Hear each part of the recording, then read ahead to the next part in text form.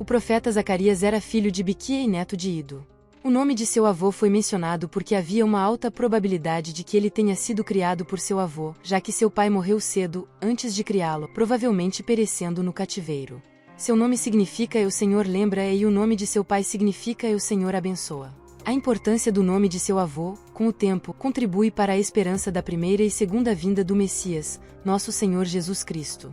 O profeta Zacarias não apenas trouxe uma mensagem de esperança para o povo de sua época, mas para toda a humanidade através das eras e até hoje. Então, no vídeo de hoje, falaremos sobre a história do profeta Zacarias.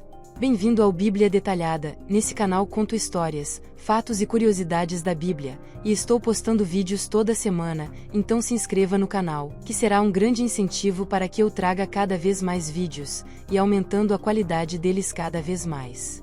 As datas mencionadas no livro confirmam que ele foi contemporâneo do profeta Ageu. Ageu havia pregado por 2 meses e a construção do templo já havia começado quando Zacarias começou seu trabalho. O ministério registrado de Ageu durou cerca de 4 meses. As profecias de Zacarias abrangem cerca de 2 anos, enquanto as profecias nos capítulos 9 a 14 não têm data. O tema principal de Zacarias se alinha com Ageu.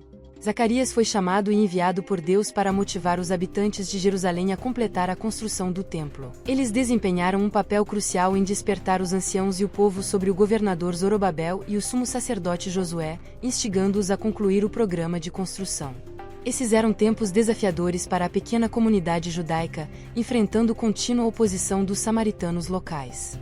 A construção do templo foi retomada em 520 a.C. e foi concluída cerca de 4 anos depois, com o incentivo e a ajuda de Deus.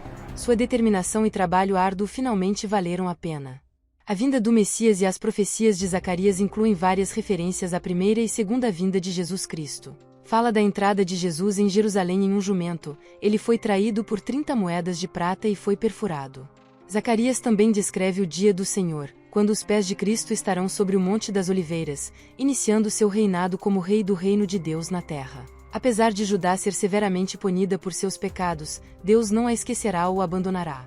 Eventualmente, o povo de Judá será lembrado por Deus novamente e Jerusalém será uma grande, próspera e pacífica cidade. Este será um momento em que todas as famílias da terra irão lá para adorar Cristo como o Rei, o Senhor dos Exércitos. A mensagem de Zacarias está verdadeiramente repleta de esperança. O esboço e a estrutura de Zacarias e o livro estão organizados em 2 partes. Os capítulos 1 a 8 falam sobre mensagens durante a construção do templo e os capítulos 9 a 14 contêm mensagens sem data, provavelmente após a construção do templo. Começaremos com os capítulos 1 a 8. Zacarias 1, 1 e 6 falam sobre a primeira mensagem, um chamado ao arrependimento nacional. Os capítulos 1, 7 e 8 discutem a segunda mensagem, as 8 visões de Zacarias.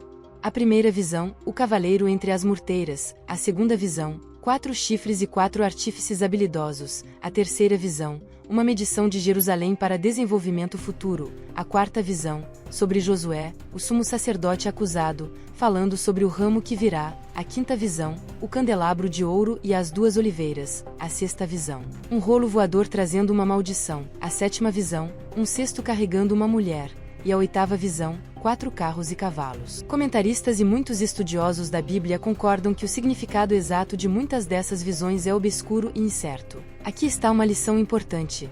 Não é sábio atribuir nossos próprios significados pessoais a essas visões, a menos que haja um claro apoio bíblico. Por exemplo, a quinta visão mostra um candelabro produzindo luz. Em relação ao significado da luz, entendemos que Cristo veio ao mundo como luz, e Ele é a luz que ilumina o caminho da verdade e compreensão da vida. O Salmo 1:9-105 afirma: "Lâmpada para os meus pés é a tua palavra, e luz para o meu caminho." Cristo referiu-se aos seus discípulos como luz em um mundo escuro, encorajando-os a serem exemplos brilhantes para os outros. Assim brilhe a vossa luz diante dos homens, para que vejam as vossas boas obras e glorifiquem o vosso Pai, que está nos céus. Mateus 5:16. No capítulo 6, 9 e 15, fala-se sobre uma sequência de cativos e sobre o ramo que claramente se refere ao Messias que construirá o templo de Deus. Hoje sabemos que esse tempo é o nosso. O capítulo 7, 1-8 trata da terceira mensagem abordando o jejum e a obediência. Quando o templo estava quase concluído, uma delegação foi enviada a Jerusalém para inquirir dos sacerdotes e profetas sobre certos jejuns nacionais instituídos como dias de luto por calamidades. Essas eram tradições humanas e não se referiam ao jejum proclamado por Deus no dia da expiação, como visto em Levítico 23, 26, 32. Zacarias forneceu o veredito de Deus nos capítulos 7 e 8. Em 4 sessões, cada sessão começa com o mesmo texto básico. Não há condenação desses jejuns nacionais, mas Deus dá uma lição importante sobre o propósito do jejum. As pessoas não estavam jejuando para se aproximar de Deus, mas estavam jejuando por motivos egoístas. Enquanto estavam cativas, as pessoas deveriam ter usado esses dias de jejum como oportunidades para refletir sobre os pecados que cometeram, resultando no castigo nacional. Esses jejuns deveriam ter sido momentos de autoexame levando ao arrependimento sincero e a uma mudança de estilo de vida. Em vez disso, estavam absorvidas em sentimentos de autopiedade e remorso externo. O profeta questionou o benefício de seu jejum no passado, pois era feito por hábito e tradição. Cristo também condenou os motivos hipócritas para o jejum, e a questão do jejum foi resolvida. Não há indicação de que decisões finais foram tomadas, no entanto, Zacarias aponta para um tempo em que os jejuns nacionais se tornarão festas alegres. Eles pintam um cenário utópico quando Jesus Cristo reina. Será uma era de paz e prosperidade, com crianças brincando nas ruas de Jerusalém e pessoas mais velhas sentadas nas ruas sem medo.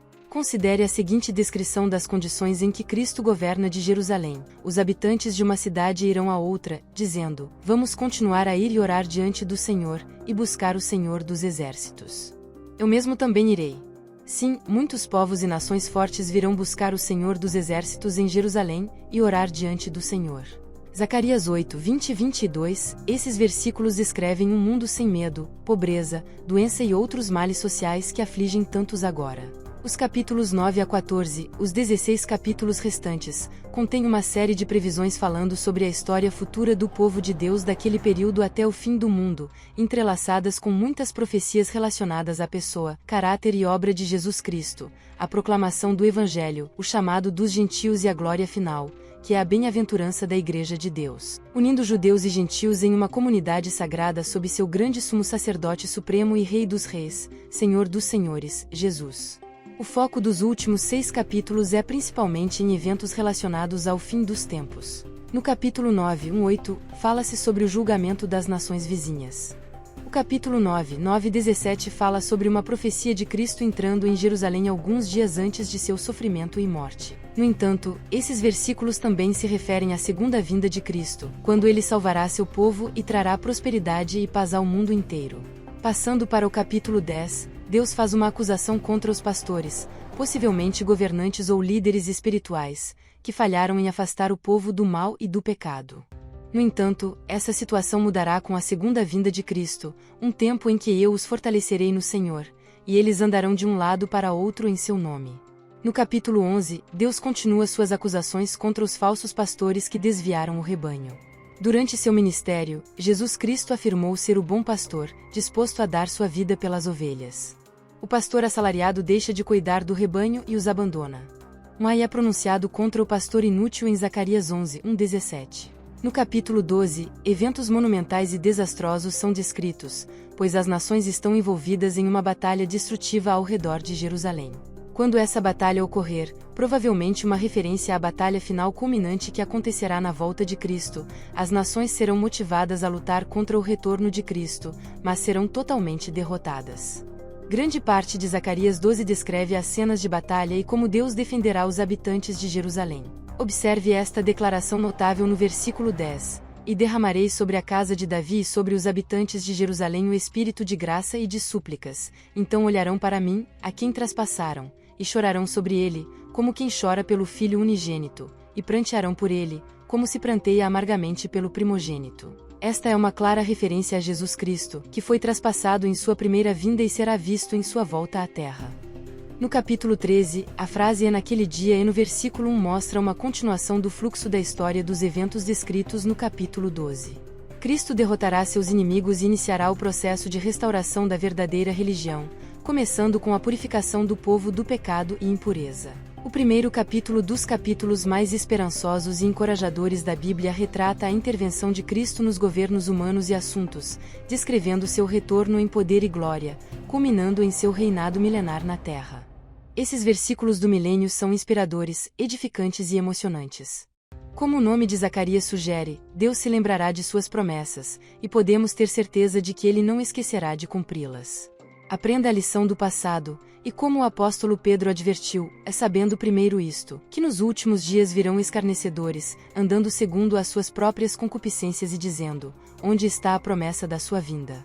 Porque desde que os pais dormiram, todas as coisas permanecem como desde o princípio da criação. Esses escarnecedores estão dizendo que não precisamos nos preocupar com os avisos proféticos da Bíblia, pois essas afirmações são falsas.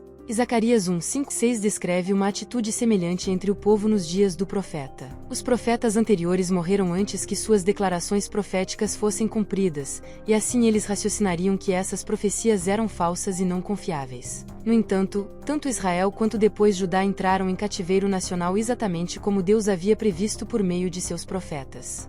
O que algumas pessoas esquecem é que Deus está vivo e garantirá que suas promessas sejam cumpridas. Esta é uma lição vital que devemos aprender e lembrar. A morte de Zacarias, e a Bíblia menciona vários Zacarias, e muitos podem confundir o Zacarias de Crônicas com o Zacarias mencionado por Jesus em Mateus. Embora ambos sejam chamados Zacarias, um é filho do sacerdote Geu e o outro, diferentemente, o Zacarias mencionado em Mateus capítulo 23:35 deve ser filho de Berequias, um dos profetas menores, e ele é o mais provável, porque o outro Zacarias, filho de Geu, morreu por volta de 800 a.C. Se Cristo tivesse se referido a este Zacarias, então o tempo decorrido de Abel até ele não cobriria todo o período do Antigo Testamento, que se estendeu até 400 a.C. De Abel a Zacarias, filho de Berequias, seria um período muito mais amplo do Antigo Testamento do que de Abel a Zacarias, filho de Geu. Como muitos Zacarias são mencionados no Antigo Testamento, é desafiador imaginar que dois deles foram mortos em circunstâncias semelhantes. O que Jesus disse sobre Zacarias sendo morto entre o santuário e o altar e afirmando que seus contemporâneos tinham responsabilidade por aquela morte, ao usar a expressão de a quem vocês assassinaram. Tudo isso foi cumprido à risca durante o cerco de Roma em Jerusalém por volta do ano 70 d.C. e foi relatado pelo historiador Flávio Joséfo. No final, aqueles cansados de derramar tanto sangue fingiram querer observar alguma forma de justiça e, tendo determinado matar Zacarias, filho de Berequias, por causa de sua linhagem ilustre, sua virtude, sua autoridade, seu amor pelos homens bons, assim permitiram que esses 60 juízes pronunciassem a sentença. Não havia um único deles que não preferisse se expor à morte do que ao remorso de ter condenado um homem bom pela maior de todas as injustiças. Todos, com uma só voz, o declararam inocente, e assim Jerusalém, ao fazer mais um mártir, encheu a medida dos pecados de seus antepassados. Isso está de acordo com Apocalipse 6:11, que diz: então, a cada um deles foi dada uma túnica branca, e foi-lhes dito para descansarem um pouco mais, até que o número de seus companheiros servos e seus irmãos completos que deveriam ser mortos como eles próprios tivessem sido. Se você gostou dessa história, peço que clique no botão de curtir aqui no vídeo, porque assim o YouTube entregará o vídeo para mais pessoas, e mais pessoas terão acesso a essas histórias e outras que conto no canal. Se inscreva para assistir os próximos vídeos, ou pode clicar em algum desses que estão aparecendo na sua tela. Até o próximo vídeo.